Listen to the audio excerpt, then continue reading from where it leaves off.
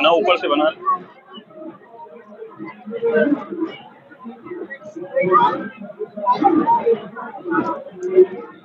आज हमारे साथ सैयद फैजी साहब मौजूद हैं। ये जो शाही जुलूस उठ रहा है 7वीं मुहर्रम का, कितना कदीमी है, इसके बारे में थोड़ा सा बताइए। देखिए, ये करीब 200-300 साल पुराना जुलूस है जो मेहंदी का आज उठता है। इसमें तमाम तरीके के लोग दूर दूर से आते हैं और इस टाइम पे यहाँ पे जो ये जुलूस है इसको करीब 8 बजे से इसकी मेहंदी के जुलूस का इंतज़ाम करा जा रहा है। और यहाँ पे जितने भी मोहल्ले हैं सब अपने यहाँ से अदादारी के सबके यहाँ इंतज़ाम है, मगर फिर भी इस जुलूस को कदीमी को देखने के लिए यहाँ पे मौजूद हैं, आ रहे हैं। तो ये एक हम लोगों के समझिए कि बहुत ही नवाबों के ज़माने से उठता चला आ रहा है। आज काफ़ी अरसा हो गया है, तो इसको ये जाएगा बड़े इमामबाड़े से उठ के और छोटे इमामबाड़े तक के जाएगा। ये हजरत कासिम अलैहिस्सलाम का है, थोड़ा सा बताइए इसके बारे में, कैसे उठता है, मतलब किसकी याद में मनाते हैं? देखिए, हजरत कासिम अलैहिस्सलाम की मेहंदी का ये जुलूस है। मेहंदी एक जैसे बड़ी बड़ी कश्तियों में रख के सजाई जाती है, उसी तरीके जैसे पुराने पहले मेहंदी का जुलूस उठता चला है, उसी तरीके से इसको भी मनाते हैं। अब ये असल में ये जो जुलूस है ये बड़े इमामबाड़े से उठ के छोटे इमामबाड़े तक के आएगा। इसको लोग अलम भी पीछे लेके आएंगे और उसको धीरे धीरे मातम करते हुए, एक एहतराम करते हुए ले जाएंगे वहां तक। एक सवाल और है थोड़ा हट करके, जैसे कि एलडीओ नगर निगम लगातार ट्रस्ट की जमीनों पर कब्जा कर रहा है, यहाँ पर पार्क का निर्माण कर रहा है, इस पर क्या कहेंगे? देखिए, ये जो वक्फ है इसमें मुकदमा चल रहा है वक्फ बोर्ड से ट्रस्ट का।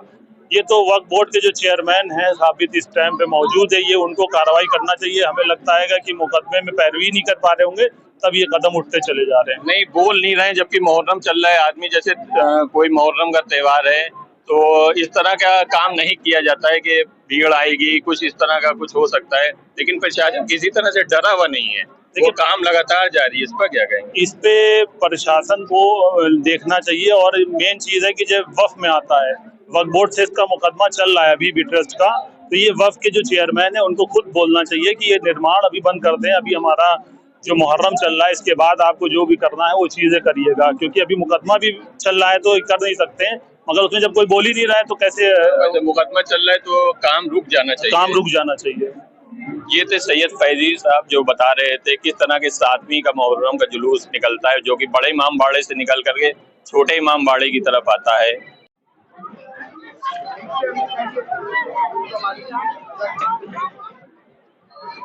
आज 7 मुहर्रम है। 7 मुहर्रम को बड़े इमामबाड़े से जुलूस बरामद होकर के छोटे इमामबाड़े आता है। ये जुलूस मेहंदी का जुलूस है। आप देख सकते हैं कि अभी जुलूस वहां से बरामद हो चुका है बड़े इमामबाड़े से। आज हम मौजूद हैं यहाँ पर शान अवध ट्रस्ट कमेटी का कैंप लगा हुआ है। आइए कुछ जिम्मेदारान बैठे हैं, इनसे बात करते हैं।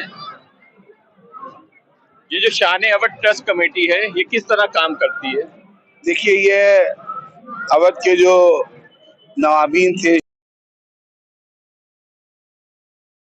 के अंदर और हर साल सजीव का इंतजाम करते हैं और भी दीगर प्रोग्राम वगैरह जो है माह मुहर्रम में अंजाम देते हैं। इसके अलावा हर इमाम की ज़्यादा पर पूरे काम का इंतजाम करते हैं। और हमारे जो नाब साहब और सरगर्म हैं जो बड़ा अच्छा रोल और बड़ी अच्छी खिदमत अदादारी के सिलसिले में और महफिल मजालिस 7 मुहर्रम है और मेहंदी का जुलूस बरामद होता है। ये कितना कदीमी जुलूस है?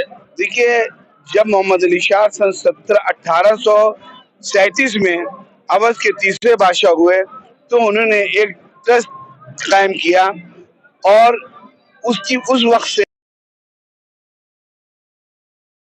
ये 7वें इमाम जनाब कासिम के नाम से ये मेहंदी का जुलूस निकलता है जो बड़े इमामबाड़े से बरामद होता है और छोटे इमामबाड़े तक जाता है।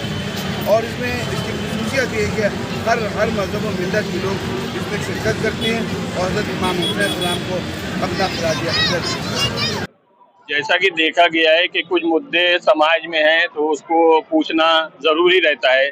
जैसे बड़े इमामबाड़े या छोटे इमामबाड़े में जो मजलिसें होती हैं उस पर तबर्रुकात बढ़ते हैं, तबर्रुक जो बढ़ता है जो घरों में भी जाता है, तो कुछ का तबर्रुक वहाँ पे शिकायत की जा रही है कि ऐसा नहीं है वैसा नहीं, उस पर क्या कहेंगे आप? देखिए, सच्चाई तो ये है कि कुछ तबर्रुक खराब भी हो रहा है, लेकिन उसकी वजह मौसम का असर है। क्योंकि हम पहले दिन जब हमें तबर्रुक हमारे घर पर आया तो घर में रख दिया गया तो वो कुछ देर बाद सड़ गया था।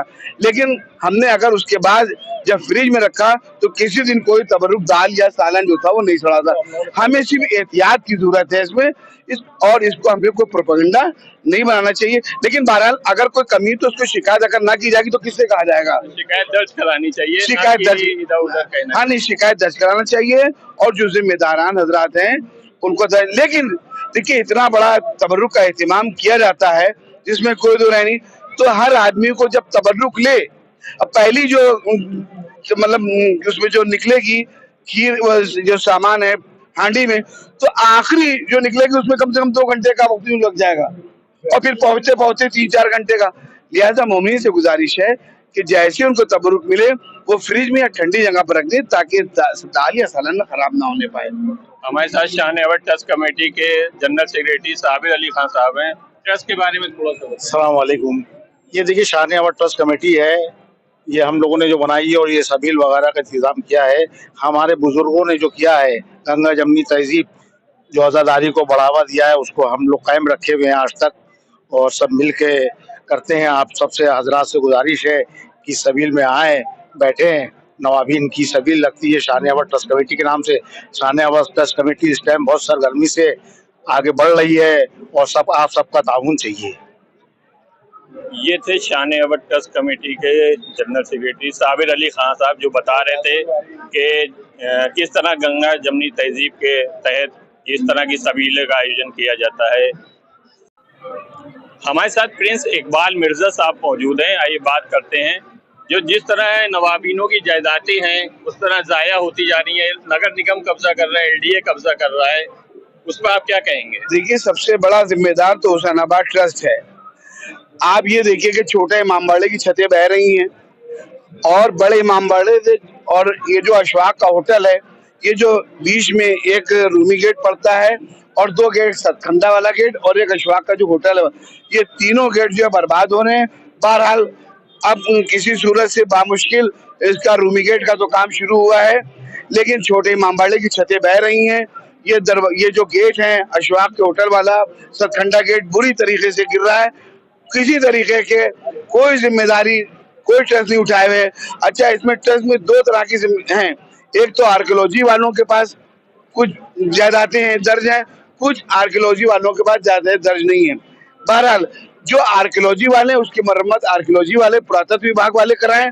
जो आर्कियोलॉजी में दर्ज नहीं, जैसे मलका आफाक की करबला या ये दोनों गेट, तो उसकी हुसैनाबाद ट्रस्ट जो है वो मरम्मत कराए।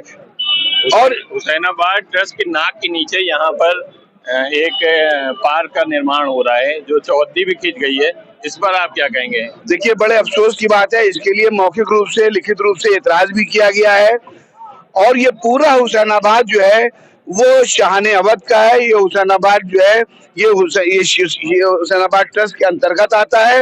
इसमें कोई सबूत देने की जरूरत नहीं है।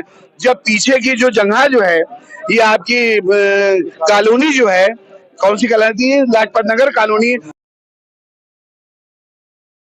अन्याय किया जा रहा है और ये एक समझ लीजिए कि ये LDA की तरफ से एक इंक्रोचमेंट हो रहा है हुसैनाबाद ट्रस्ट की जमीन पर। और अफसोस की बात है हमारे जिलाधिकारी जो इसके चेयरमैन है, सेक्रेटरी ADM साहब हैं और ACM 2 प्रभारी जो है कोई कुछ नहीं कर रहा है, सब मुक्त दर्शक की तरह देख रहे हैं। कोई विरोध भी नहीं हो रहा है, जैसे मुहर्रम चल रहा है तो किसी तरह का एहतजाज भी नहीं हो रहा है, ना ही प्रशासन किसी तरह का डर है उसमें कि अगर हम ऐसा करेंगे तो पब्लिक आ जाएगी।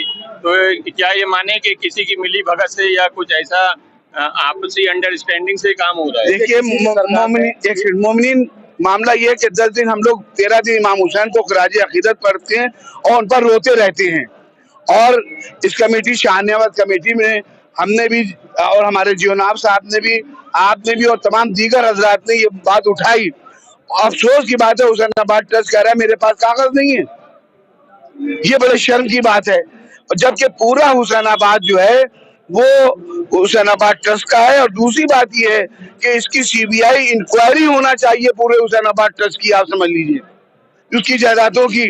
और मैं आपको बताऊं, मलका आफाक की करबला की जो इमामबाड़ा है वो जमींदोज हो रहा है, उसकी छतें गिर गई हैं। काजमैन में छतें जो है वो गिर गई हैं। उसके अलावा शाहनजब जो ऐतिहासिक इमामबाड़ा है, आप उसका फ्रंट गेट देख लिए और जो मेन रोजा है सब गिर रहा है। अफसोस की बात है ये जो अवध का गंगा जमनी इतिहास है, ये जो वैभवशाली इतिहास है, ये जो हमारी तारीख है, अगर आज ये खत्म हो जाएगी तो हमारा सिर्फ ये तारीख जो है ये सिर्फ इतिहास के पन्नों में सिमट के रह जाएगी और ना ये इमामबाड़े मिलेंगे, ना ये मस्जिदें मिलेंगी, ना ये करबलाएं मिलेंगी और ये जो आप हर साल ये जो प्रोग्राम देखते हैं उससे भी हम वंचित हो जाएंगे। देखिए हम लोगों के साथ किसी भी सरकार ने जो है वो अच्छा काम नहीं किया है, हर एक ने हमारा इस्तेमाल किया है। आप ये लखनऊ जो है नवाबी नगरी कहलाता है, आपने धरोहर चमका रहे हैं, लेकिन यहाँ के जो नवाबीन है वो इस टाइम 50% ऐसा है जो गरीबी रेखा के नीचे है, लेकिन उनके ऊपर किसी का कोई ध्यान नहीं है। किसी भी सरकार ने हमारे साथ इंसाफ नहीं किया है। हम लोगों से सोना चांदी का पैसा लिया गया, जिसके बदले में हम लोगों को क्या मिलता है। नवाब इसके लिए एक आवाज उठाना चाहिए। हम लोग सबसे मिलते हैं, ये होते आश्वासन मिल जाते हैं, उसके बाद काम कोई भी नहीं होता है। आश्वासन मिल जाता है पर काम नहीं होता। सरकार लगातार एलडीए और नगर निगम के माध्यमों से ट्रस्ट पर कब्जा अपना जमाए हुए है। किसी न किसी तरह से वो इन ट्रस्टों की जमीन पर अपना कब्जा जमाने की कोशिश कर रही है।